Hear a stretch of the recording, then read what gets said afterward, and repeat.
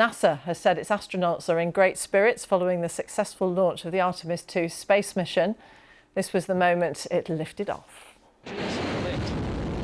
4, 3, 2, 1. Booster ignition. And liftoff. The crew of Artemis II now bound for the moon. Humanity's next great voyage begins. Well, the astronauts are currently performing various checks to ensure the reliability and safety of the Orion spacecraft, which has never carried humans before.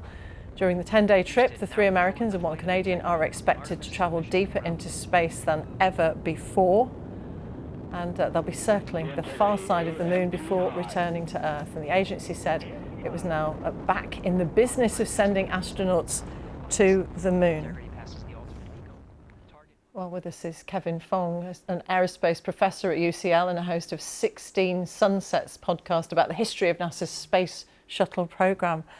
A long night for everybody, but worth staying up for. I mean, what were your thoughts as you saw all of this happening? So you're so used to them postponing these missions that I kind of, and they had a few glitches just before launch. I thought, it's not going to go, it's not going to go.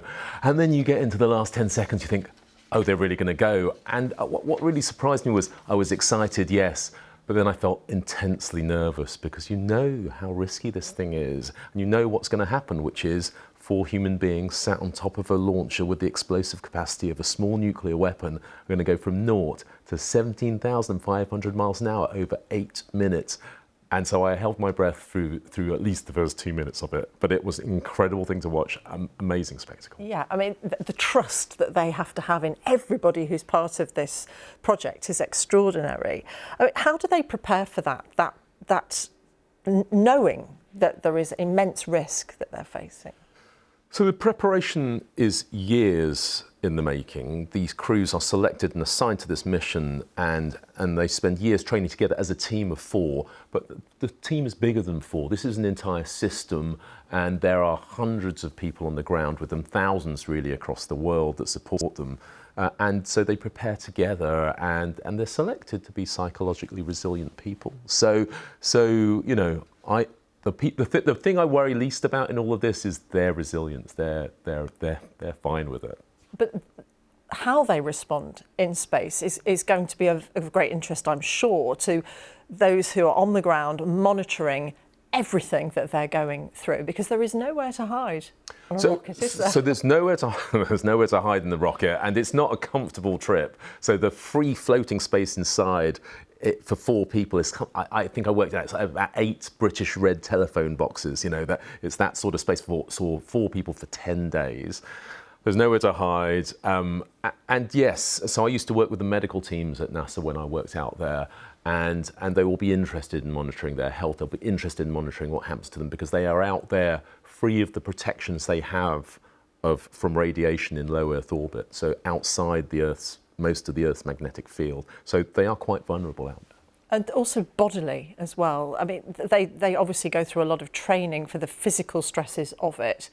But to be in an environment where you are not bound to, you know, grounded by gravity, that must feel very peculiar. How do you get used to that? The weightlessness is the thing they love the most, but it's also the thing that kind of hurts them the most, because these are quite athletic people, but when you send them into space and they're weightless, it's kind of like sending someone to bed for 10 days, and that's not actually good for you. Your muscles waste, your bones waste, your heart deconditions, your sense of balance is thrown off. So they actually have to do quite a lot of work to keep themselves in shape, you know. So if you look at their crew schedules, quite a lot of their day is spent, you know, doing a bit of exercise on treadmills up there just to keep their muscle and bone in shape. How quickly do they see a deterioration then without that exercise? So it depends on which system, but with your muscles, very quickly. And for anyone out there who's broken their leg, you look at your quadriceps muscle, your thigh, it just melts away over a period of, you know, days. So that's why quite a lot of work, science and effort is built into trying to designing gyms that you can use in space, that they have to use so that they're well conditioned, even on a short mission like this, 10 days. We mentioned that your podcast is called 16 Sunsets. Why do you call it that? Just explain, because that has a bearing on what they're going to be seeing. Yeah, so 16 Sunsets, we came up with that name because it's about the shuttle program, about the 30 years of the shuttle program. And when you're orbiting the Earth, you're orbiting it so fast that you watch the sun rise and set 16 times in every 24 hours. So they witness 16 sunsets every day.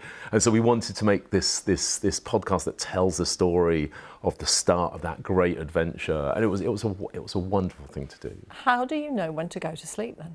Yes. Well, I guess more importantly, how do you get to sleep? Because once in fact, the crew are now asleep. Right now, they're asleep up there.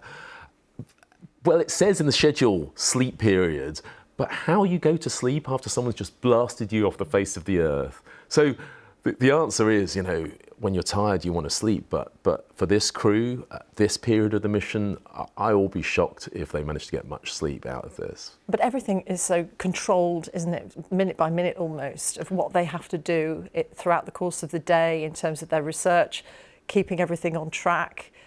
And also preparing for bed. I love the idea of a bed preparation exercise. Well, everything is scheduled right down to that. There's a pre-sleep, getting your beds ready. Because even sleep is not straightforward up there. You can't lie on a bed because you'd float off the bed. So you have to get your sleeping bag and Velcro it to the wall. You have to climb in. You have to decide whether you want your arms in or your arms out. That's a choice. And my favourite story about sleeping in space is, when you're talking to someone boring and you find yourself falling asleep, the thing that wakes you up is gravity. In space, that doesn't happen. So if you're talking to someone boring and they stop talking to you, it's because they've fallen asleep. And you sort of, when that happens in space, the etiquette is to float them into their sleeping bag and strap them down. I love that. So you don't get the head bags, no, you don't. Just must ask you, it must change the way you see Earth on a trip like this. When you've spoken to people who've been into space before, what do they say it's like coming back? So my favourite conversation about this was with Alan Bean, who was the lunar module pilot for Apollo 12. And he said that once he'd been to the moon, once they came back to Earth and they let him go, he said the first thing he did was he went to a shopping centre and he sat down, bought an ice cream, sat down and he just watched people coming and going. He said suddenly that was the most amazing thing he'd ever seen. And that's what this is all about. It's understanding how amazing all of this is. It really is extraordinary. Kevin Fong, Professor Kevin Fong, thank you very much. We're sure we'll speak to you again on after what has been an extraordinary start to this mission. Thank you very much. Thank you. Thank you.